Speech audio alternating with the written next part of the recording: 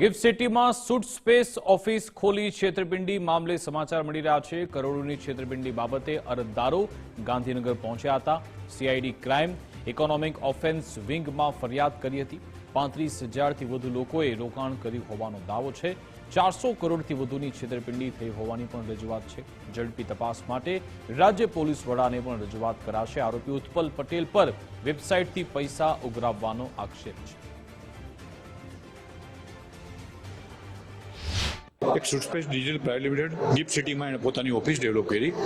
Office અહીંયા 2 વર્ષથી થઈ ગિફ્ટ સિટીમાં। એ પહેલાં એણે ઇન્ફો સિટીમાં પોતાની ઓફિસ બનાવી હતી અને એવું ત્યારે કીધું હતું કે ભાઈ આ ગવર્મેન્ટે અમને સ્પેશિયલ ₹1 રેન્ટમાં જગ્યા આપી છે, એટલે આમાં ગવર્મેન્ટ પણ ઇન્વોલ્વ છે। એ ડેટા સેન્ટર જે બનાવવાનું છે એમાં અમને પુષ્કળ સબસિડી મળે છે, બધા બેનિફિટ મળે છે, એટલે અમે કર્યું છે। અને આમાં આવકનો કોઈ લિમિટ જ નથી, એટલે આવક છે। દર મહિને 5% કસ્ટમરને આપવાની વાત થઈ હતી। નો ડાઉટ કે આ બધી પોન્જી સ્કીમ મેં ભૂતકાળમાં પણ જોઈ દેલા ઈચ્છા નથી, પણ ત્યાર પછી થોડું વ્યવસ્થિત બધાનું કેવું હતું કે ભાઈ ચાલુ સારું ચાલે છે, એટલે નો ડાઉટ પહેલાં થોડુંક નાખ્યું કરતાં ઘણું થઈ ગયું છે।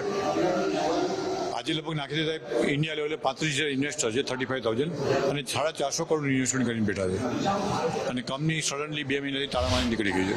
ચેનલ પાર્ટનર અને પોન્જી સ્કીમ ટાઈપ એક પૈસા ઉઘરાવવાનું કામ કરતી હતી કંપની। જેમ જેમ પૈસાનું રોકાણ કરો એ પ્રમાણે તમને રિટર્ન મળશે।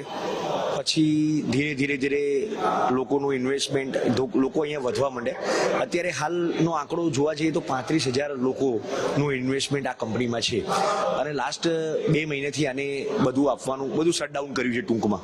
એટલે અમે અહીંયા એક રજૂઆત કરવા માટે આવ્યા હતા